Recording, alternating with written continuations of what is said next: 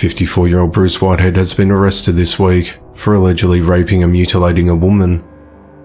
Authorities said that around 4 a.m. on Saturday the 10th of December, Bruce attacked a woman near North Pine Hills Road and North Lane in Pine Hills, Florida. The woman reportedly met Bruce early that morning at a business at the mall off Orange Blossom Trail, where Bruce offered to pay her $850 to allow him to paint her for an hour. The Orange County Sheriff's Office said that the woman was approached by Bruce and she willingly got into his car. He then stopped at a convenience store and bought her a bottle of water. He then drove to a wooded area where he stopped the car and walked around to the passenger door and told the woman to get out while holding a knife to her throat. He then proceeded to rape her and cut her. Authorities said that after Bruce sexually battered her, he attempted to murder her when she fought back and just managed to escape to a nearby subdivision. Deputies were later called to the area and found a woman barely clothed and severely injured. She was scared and shocked, telling them that she thought she was going to die. The sheriff's office said that the victims are expected to recover from her injuries.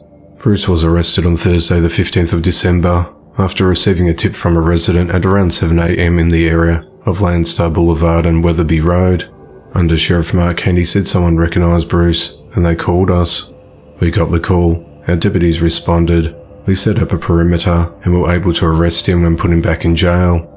Bruce recently spent 20 years in prison after being convicted of kidnapping, armed sexual battery and attempted murder in a 1986 Duval County case.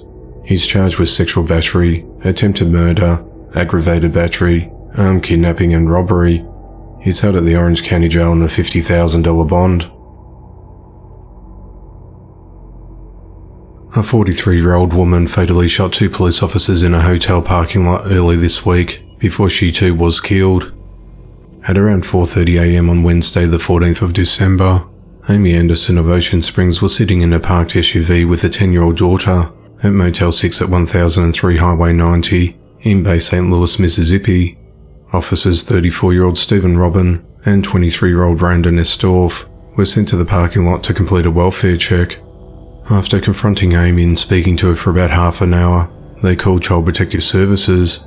Upset, Amy fired at them while sitting in the vehicle. Stephen died in the parking lot, while Brandon died a short time later while being transported to the Memorial Hospital in Gulfport.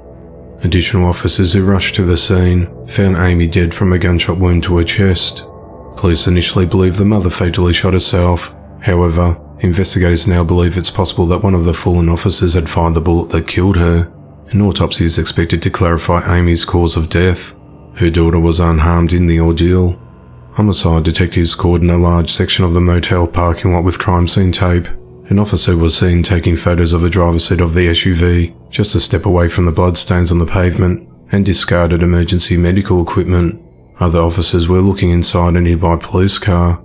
The Mississippi Governor Tate Reeves posted on Twitter, "I'm heartbroken by this terrible loss of 2 brave law enforcement officers. I pray for their family, friends, their fellow officers, and the entire Bay St. Louis community." Amy was a mother of 4 and a veterinarian with no criminal history, and was reportedly well liked in the community. 27-year-old Kalisha Holmes from Memphis, Tennessee was arrested early this week after she shot her ex-boyfriend during an argument and hid the gun inside a barbecue grill. At just before 6 p.m. on Monday the 12th of December, officers responded to Chelsea Avenue and Stonewall Street and found a man that had been shot. The shooting took place about 1.5 miles away from an apartment on Pierce Street. The shooting victim was identified as Kalisha's ex-boyfriend.